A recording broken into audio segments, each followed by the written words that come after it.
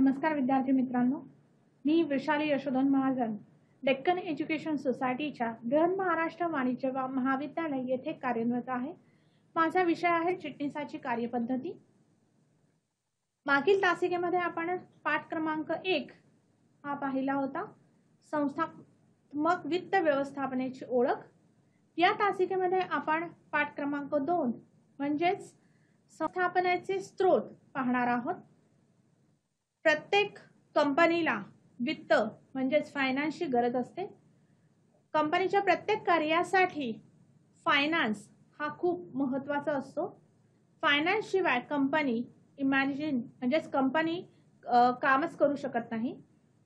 प्रत्येक कंपनीला फायनान्सचे वेगवेगळे स्रोत उपलब्ध असतात आणि आपण बघणार आहोत की विविध स्रोत कोणते उपलब्ध आहेत। घटक क्रमांक 1 संस्थात्मक वित्ताचे स्रोत, पाठ क्रमांक 2 संस्थात्मक वित्त व्यवस्थापनाचे स्रोत। संस्थात्मक वित्त म्हणजेच काय तर कॉर्पोरेट फायनान्स। उद्योग व्यवसायातील प्रत्येक कार्य पार पाडण्याची गुरुकिल्ली म्हणजेच फायनान्स आणि कोणताही व्यवसाय कार्याचा पाठपुरावा आर्थिक पाठिंब्याशिवाय केला जाऊ शकत नाही। व्यावसायिक संस्थेला आवश्यक असलेल्या निधीलाच भांडवल असे म्हणतात आणि प्रत्येक व्यवसाय संस्थेला त्याच्या कार्यासाठी विशिष्ट भांडवलाची आवश्यकता असते। कंपनी ही आधुनिक व्यावसायिक संस्था तसेच हा मोठा उपक्रमही आहे। अशा संस्थांना मोठ्या प्रमाणावर भांडवलाची आवश्यकता असते। संयुक्त भांडवली संस्थेच्या म्हणजेच कंपनीच्या व्यवस्थापनात मोठ्या प्रमाणावर भांडवल संचय किंवा भांडवल निर्मितीला विशेष महत्त्व आहे। म्हणूनच विद्यार्थी मित्रांनो, आपण भांडवल निर्मिती म्हणजे काय आणि वित्त पुरवठ्याचे विविध स्रोत कंपनीकडे कोणते आहेत ते पाहणार आहोत। वित्त पुरवठ्याचे स्रोत, प्रथम मालकी भांडवल आणि कर्जाऊ भांडवल। वित्त पुरवठ्याचे स्रोत हे 2 भागात विभागलेले आहेत, मालकीचे भांडवल आणि कर्जाऊ भांडवल। मालकीचे भांडवल म्हणजेच काय तर मालकाच्या म्हणजेच भागधारकाच्या मदतीने कंपनीने उभे केलेले भांडवल म्हणजेच मालकीचे भांडवल होय।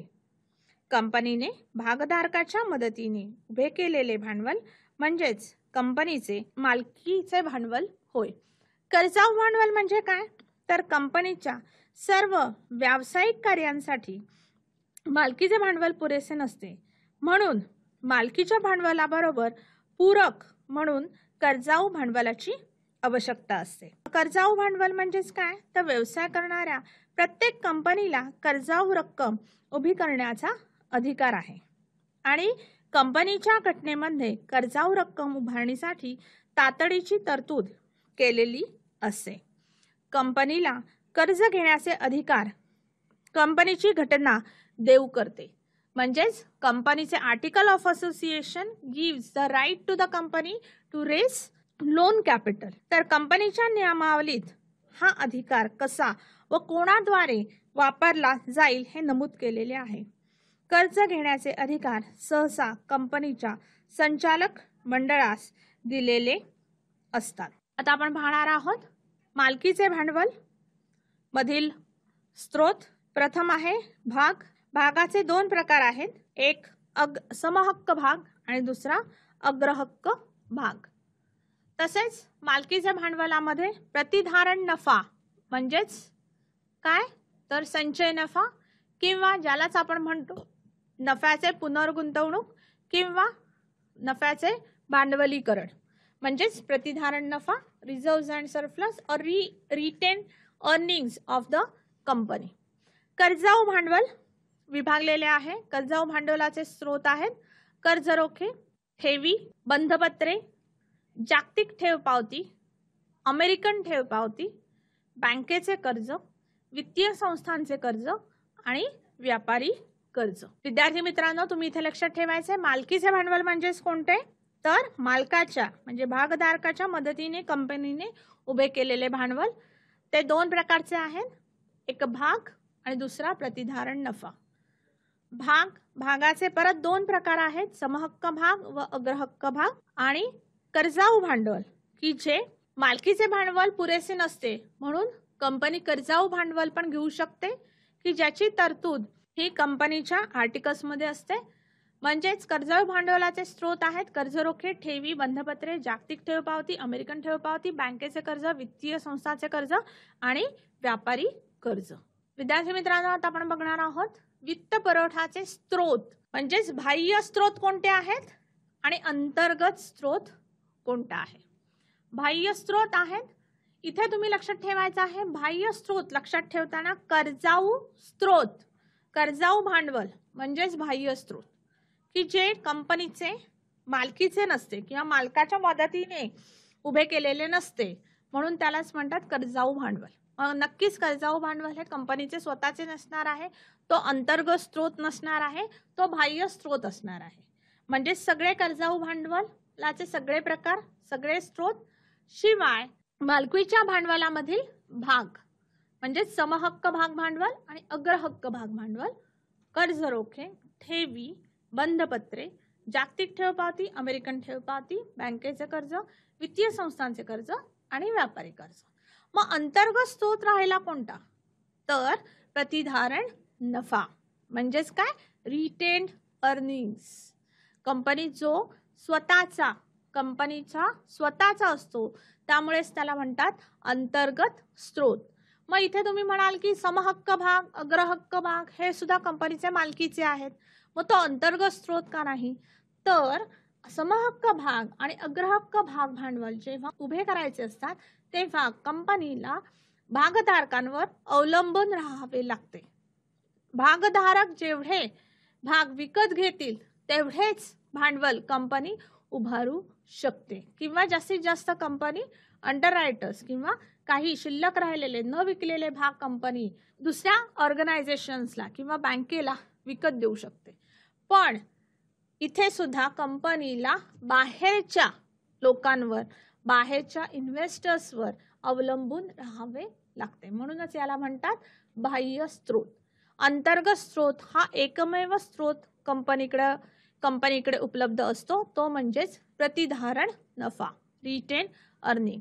प्रत्येक वर्षी प्रतिधारण नफा कंपनी कधी उपयोग करू शकते की जेव्हा कंपनी पूर्णपणे बाजारात स्थिर झालेली आहे, कंपनीची ग्रोथ झालेली आहे, कंपनीचा विस्तार झालेला आहे, कंपनी विस्तारलेली आहे, कंपनी व्यवस्थित स्थिर झालेली आहे बाजारात. अशा वेळेस कंपनी जो प्रत्येक वर्षी नफा बाजूला काढून ठेवते तो नफा, ते रिझर्व्ह आणि सरप्लस, तो संचयी नफा कंपनी परत कंपनीमध्ये वापरू शकते, म्हणजेच पुनर्गुंतवणूक करू शकते. म्हणूनच याला म्हणतात अंतर्गत स्रोत. इथे कंपनीला परत शेअर्स विकायचे नाहीयेत, कंपनीला इथे परत कर्जरोखे विकायचे नाहीयेत, कंपनीला परत ठेवी घ्यायच्या नाहीयेत किंवा कंपनीला बंधपत्रे विकायची नाहीयेत. लक्षात आलं. म्हणूनच याला म्हणतात प्रतिधारण नफा हा अंतर्गत स्रोत आहे.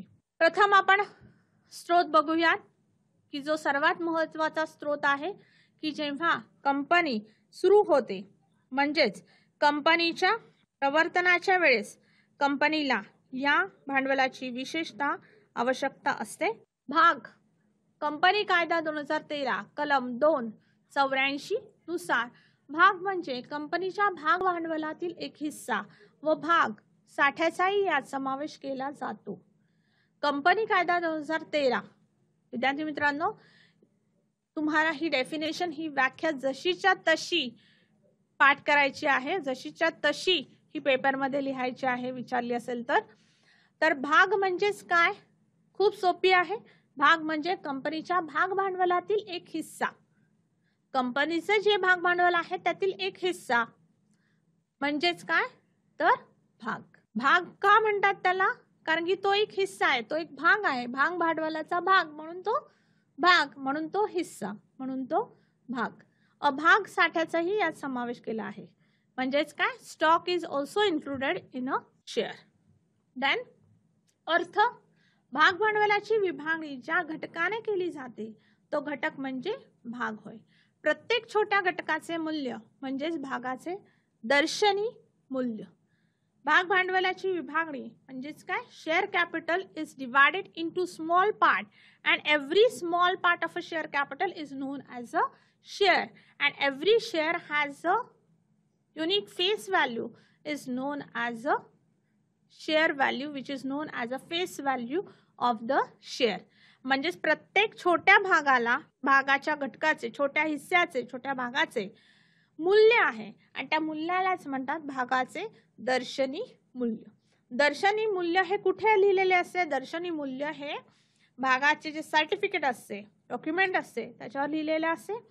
तसेच कंपनीच्या मेमोरंडम मध्येही लिहिलेले असते. भागांची वैशिष्ट्ये. आता आपण फीचर्स ऑफ शेअर्स बघणार आहोत. प्रथम अर्थ, मालकी हक्क, अनुक्रमांक, हक्क असल्याचा पुरावा, भागाचे मूल्य, दर्शनी मूल्य, विक्री मूल्य आणि बाजार मूल्य. हक्क, मिळकत, हस्तांतरण, भागधारकाची मालमत्ता, भागांचे प्रकार, समहक्क भाग आणि अग्रहक्क भाग. तो हे सगळे भागांची वैशिष्ट्य आहेत. अर्थ म्हणजेच काय? तर भाग हा भाग भांडवलाचा छोटासा घटक आहे. भागांचा अर्थ, भागाचा अर्थ काय आहे? तर भाग हा भाग भांडवलाचा छोटासा घटक आहे की ज्याचे प्रत्येकाचे स्वतःचे एक मूल्य आहे. हिश्श्याचे मूल्य म्हणजेच भागाचा दर्शनी मूल्य. मालकी हक्क, भाग खरेदी करून मालक झालेल्या व्यक्तीला भागधारक असे म्हणतात आणि प्रत्येक भागधारकाचा कंपनीवरील मालकी हक्क दर्शवतात. म्हणजेच एखाद्या माणसाने एखाद्या कंपनीचे शेअर्स किंवा भाग विकत घेतले तर काय होतो? तो जेवढे भाग विकत घेतो, उदाहरणार्थ एखाद्या व्यक्तीने 100 भाग विकत घेतले म्हणजेच मालकी हक्क त्याला किती भागांचा आलाय? 100 भागांचा. म्हणजेच काय? तर इथे भाग हे मालकी हक्क दर्शवतात की त्या माणसाने या कंपनीचे 100 भाग विकत घेतलेले आहेत. So a person has purchased 100 shares of a particular company, then it shows that he is the owner of those 100 number of shares of that particular company. Then अनुक्रमांक, भागांचे डिमॅटेरियलायझेशन झाले नसेल म्हणजेच भौतिक स्वरूपात असेल तर प्रत्येक भागास स्वतंत्र अनुक्रमांक असतो व तो भाग दाखवल्यावर म्हणजे शेअर सर्टिफिकेट वर नमूद केलेला असतो. तो भाग दाखल्यावर नमूद केलेला असतो. अनुक्रमांक, अनुक्रमांक म्हणजेच काय विद्यार्थी मित्रांनो? आपल्याला प्रत्येकाला रोल नंबर, अनुक्रमांक दिलेला असतो. का? तर प्रत्येकाची एक वेगळी ओळख असते.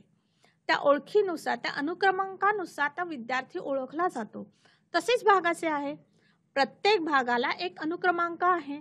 जर तो भाग हा भौतिक स्वरूपात असेल तर प्रत्येक भागाचा एक अनुक्रमांक, स्वतंत्र अनुक्रमांक असतो आणि तो अनुक्रमांक कुठे असतो? तर तो भाग दाखल्यावर म्हणजे शेअर सर्टिफिकेटवर नमूद केलेला असतो की ए पर्सन, की अ माणूस, की त्यांनी 500 शेअर्स घेतले, 500 भाग घेतले तर काय होणार आहे? 500 अनुक्रमांक म्हणजेच 301 ते 800 म्हणजे किती झाले? 500. म्हणजे 301, 302, 303, 304 असे 800 पर्यंत सलग अनुक्रमांक असणारे भाग त्याला दिले जातात. म्हणजेच काय? त्या माणसाकडे, त्या इन्व्हेस्टरकडे, त्या भागधारकाकडे 500 भाग हे त्या अनुक्रमांकाचे आहेत. लक्षात आलं की जे भाग त्या अनुक्रमांकानुसार ओळखले जाणार आहेत. हक्क असल्याचा पुरावा. हक्क असल्याचा पुरावा का? तर भाग दाखला हा प्रत्येक भागधारकाला दिला जातो.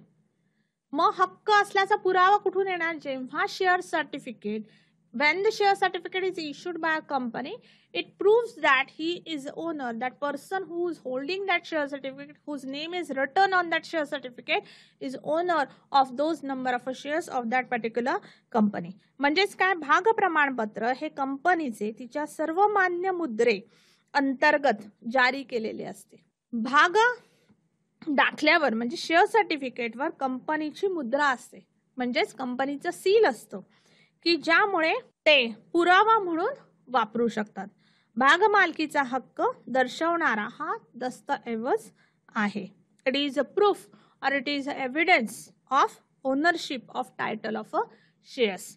म्हणजेच काय, तर भाग मालकीचा, हे भाग माझ्या मालकीचे आहेत, याचा पुरावा काय, तर याचा पुरावा हा भाग दाखल्यावर असतो, म्हणजे शेअर सर्टिफिकेट. भाग ही कोणतीही दृश्य वस्तू नसून भाग प्रमाणपत्र स्वरूपात ठेवलेले असतात. भाग हे आपण बघू शकतो का विद्यार्थी मित्रांनो? नाही. ते दृश्य स्वरूपात आहेत का? नाही. मग पुरावा काय, की तुमच्याकडे या कंपनीचे भाग आहेत, त्याचा पुरावा म्हणून कंपनी काय करते, कंपनी शेअर सर्टिफिकेट देते किंवा इलेक्ट्रॉनिक स्वरूपात डीमॅट ही रूपांतरित केली जाते. जर एखाद्या व्यक्तीला त्याचे भाग भौतिक स्वरूपात न ठेवता इलेक्ट्रॉनिक स्वरूपात ठेवायचे असतील तरी सुद्धा ती व्यवस्था आहे. डीमॅट स्वरूपात तो त्याचे भाग, त्याचे शेअर्स ठेवू शकतो. पुढे फार महत्त्वाचा मुद्दा आहे भागाचे मूल्य. भागाचे 3 मूल्य आहेत, दर्शनी, विक्री आणि बाजार. दर्शनी मूल्य म्हणजेच काय, फेस व्हॅल्यू. हे मूल्य भाग प्रमाणपत्रावर नमूद केलेले असते, म्हणजेच भाग दाखल्यावर शेअर सर्टिफिकेटवर नमूद केलेले असते. तसेच कंपनीच्या घटनापत्रामध्येही नोंदविलेले असते. घटनापत्र म्हणजेच काय, मेमोरंडम ऑफ असोसिएशन. कंपनीचे जे घटनापत्र तयार केले जाते त्या घटनापत्रावर सुद्धा कंपनीचा दर्शनी मूल्य हे नमूद केलेले असते. विक्री मूल्य म्हणजेच नक्कीच काय, विक्रीच्या वेळेसची किंमत. कंपनी या किमतीला भाग विक्री करते. बाजार मूल्य, मार्केट व्हॅल्यू. मार्केट व्हॅल्यू म्हणजे काय, तर हे मूल्य भाग बाजारातील मागणी व पुरवठा म्हणजेच डिमांड आणि सप्लाय यांच्यानुसार ठरवले जाते. म्हणूनच भागाचे मूल्य, बाजारी मूल्य, market value, it depends upon the demand and supply forces in the market. हक्क, भागधारकांना काही हक्क प्रदान केले जातात. उदाहरणार्थ लाभांश प्राप्तीचा अधिकार, टू गेट द डिव्हिडंड, लेखा पुस्तकांचा तपासणीचा अधिकार, लेखापुस्तिका तपासणीचा अधिकार, to inspect the books of accounts, भागधारकांच्या बैठकीस उपस्थित राहण्याचा अधिकार, to attend the general meetings of the company, meeting attend करणं, भागधारकांची जी मीटिंग असेल ती अटेंड करणं, भागधारकांच्या बैठकीत मतदानाचा अधिकार, मीटिंग मध्ये, जनरल मीटिंग्स मध्ये म्हणजेच शेअरहोल्डर्सच्या मीटिंग मध्ये मतदान करणं, वोटिंग करण्याचा अधिकार. हे सगळे अधिकार हे भागधारकांना दिलेले असतात, कारण की ते भागधारक आहेत, ते मालक आहेत, म्हणून त्यांना हे अधिकार दिलेले आहेत. मिळकत, जर एखादा व्यक्ती काही भाग विकत घेतोय म्हणजेच काय करतोय, त्या भागाचे मूल्य तो कंपनीला देतोय, त्या भागाची किंमत कंपनीला देतोय, म्हणजेच काय, he is investing that much amount in a company. So when a person investing certain amount in a company, he expecting certain returns on his investment from a company. म्हणजेच इथे एखादा माणूस, एखादा भागधारक जर कंपनीमध्ये भागाचे मूल्य देतोय तर त्या भागाच्या मूल्यावर तो काहीतरी परतावा मिळवू इच्छितो, म्हणजेच इथे परतावालाच म्हणतात मिळकत. भागधारक कंपनीच्या वाटप योग्य नफ्यातून वाटा मिळवण्यास पात्र असतो, यालाच लाभांश असे म्हणतात. So share holder he is eligible to earn or to get the dividend from divisible profit of the company. Divisible profit म्हणजेच काय, तर वाटप योग्य नफा, की जो नफा शिल्लक आहे आणि जो वाटण्यासाठी शिल्लक आहे, लाभांश वाटण्यासाठी शिल्लक आहे, तो वाटप योग्य नफा आहे आणि त्याच्यातून जो मिळकत, जे रिटर्न्स दिले जातात भागधारकांना त्यालाच म्हणतात लाभांश. लाभांश हा नफ्याचाच एक भाग आहे. हस्तांतरण म्हणजेच काय, ट्रान्सफरबिलिटी हे वैशिष्ट्य आहे कंपनीचं. कंपनीच्या वैशिष्ट्यांपैकी एक महत्त्वाचं वैशिष्ट्य म्हणजे हस्तांतरण. Shares of a company are freely transferable. कोणीही कधीही कोणालाही कंपनीचे शेअर्स, स्वतःचे शेअर्स विकू शकतो किंवा घेऊ शकतो. हस्तांतरण नियमावलीतील नियमानुसार सार्वजनिक कंपनीचे भाग मुक्तपणे हस्तांतरित करता येतात. मुक्तपणे हस्तांतरण, फ्रीली ट्रान्सफरेबल. भागधारकाची मालमत्ता, भाग ही भागधारकाची चल मालमत्ता म्हणजेच मुव्हेबल प्रॉपर्टी आहे. प्रॉपर्टी का म्हटलं इथे विद्यार्थी मित्रांनो, कारण की प्रत्येक भाग त्याचे 3 मूल्य आहेत, दर्शनी, विक्री आणि बाजार. भागधारक ज्या किमतीला, ज्या मूल्याला तो खरेदी करतो त्याच मूल्याला विकतो असे नाही. भागधारक त्याचे भाग हा बाजार मूल्यांना विकत असतो. लक्षात आलं? आणि इथे भागाचे बाजार मूल्य हे ठराविक नसते, हे स्थिर नसते, हे नेहमी बदलत असते. कशामुळे? तर डिमांड आणि सप्लाय. म्हणजेच काय, तर भागधारकाकडे इथे उदाहरण घेऊ शकता की अभागधारक आहे आणि त्याच्याकडे 100 भाग आहेत. त्यांनी 100 भाग हे 100 रुपयाप्रमाणे खरेदी केले आहेत. म्हणजेच त्याच्याकडे भागधारकाची किंमत, मूल्य टोटल किती आहे? 10,000. 10,000 रुपयाला त्यांनी भाग खरेदी केली. आता काही वर्षांनी, थोड्या वर्षांनी त्याचे बाजार मूल्य हे बदललेले असणार आहे. ते कमी झालेले असेल किंवा जास्त झालेले असेल. सुदैवानं ते जास्त झालंय, बाजार मूल्य वाढले आहे, वृद्धी झालेली आहे आणि बाजार मूल्य मध्ये वृद्धी होऊन आता त्या भागांची बाजार मूल्य हे 150 रुपये आहे. त्याच्याकडे किती आहेत भाग? 100. 100 मल्टिप्लाय बाय 150 म्हणजेच किती झाले? 15,000. म्हणजेच त्याची जी 10,000ची गुंतवणूक होती, त्याची जी 10,000ची मालमत्ता होती 100 शेअर्स मध्ये, 100 भागांमध्ये, ती आता 100च असून शेअर्स तेवढेच आहेत, भाग तेवढेच आहे 100, पण त्याची बाजार मूल्य वाढल्यामुळे त्याची मालमत्ता वाढली का कमी झाली आहे? वाढली आहे. म्हणजेच काय, तर भाग ही भागधारकाची चल मालमत्ता आहे. मालमत्ता तर आहेच, पण ती चल आहे. चल काय म्हटलं? It is a movable. Why it is a movable? Because the feature, because the वैशिष्ट्य हस्तांतरण, की एक भाग दुसऱ्या भागाला विकू शकतो. एक माणूस, एक भागधारक दुसऱ्या माणसाला तो भाग, कुठल्याही दुसऱ्या माणसाला तो भाग विकू शकतो आणि पैसे मिळवू शकतो. म्हणजेच भाग ही भागधारकाची चल मालमत्ता आहे. मालमत्ता आहे पण ती चल आहे, मूवेबल आहे. शेवटचं वैशिष्ट्य, भागांचे प्रकार.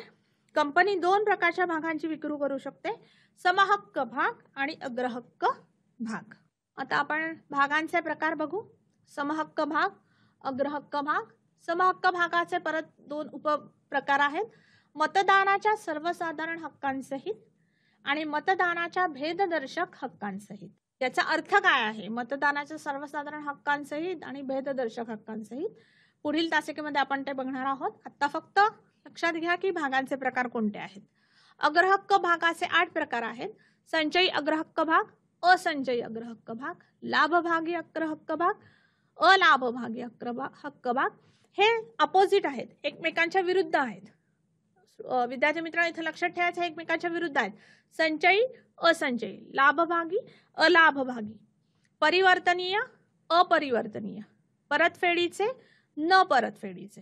आता आपण बघणार आहोत समहक्क भाग. त्याची व्याख्या.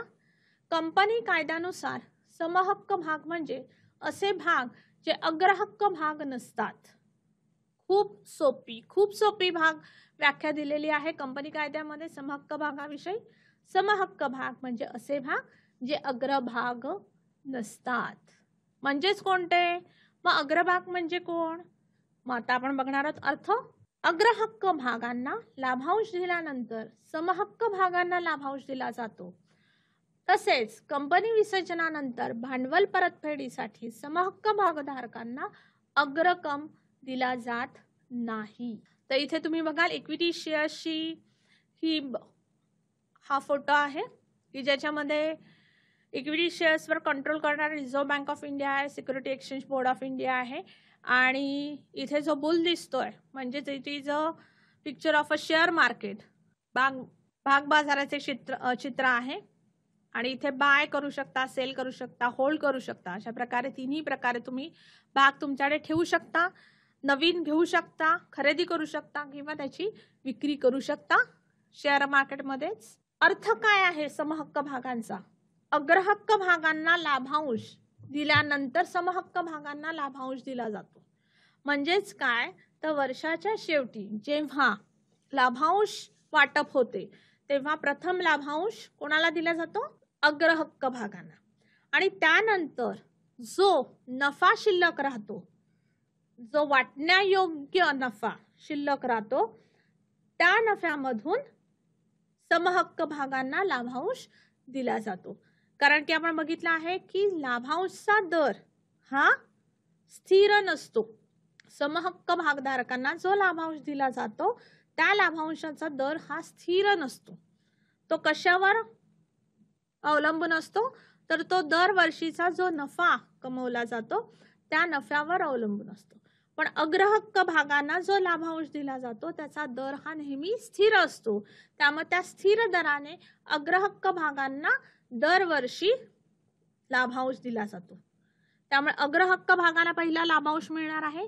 त्यानंतर जो नफा शिल्लक राहील त्या नफ्यामधनं समहक्क भागांना लाभांश दिला जातो.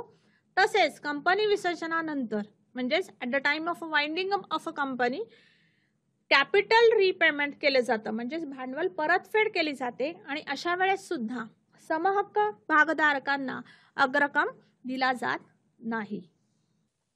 मित्रांनो, आज आपण बघितले आहे संस्थात्मक वित्त व्यवस्थापनाचे स्रोत. यामध्ये आपण बघितले आहे मालकीचे भांडवल आणि कर्जाऊ भांडवल, तसेच बाह्य स्रोत आणि अंतर्गत स्रोत, भागाची व्याख्या आणि अर्थ, तसेच भागाची वैशिष्ट्य, समहक्क भाग, त्याची व्याख्या आणि अर्थ. धन्यवाद.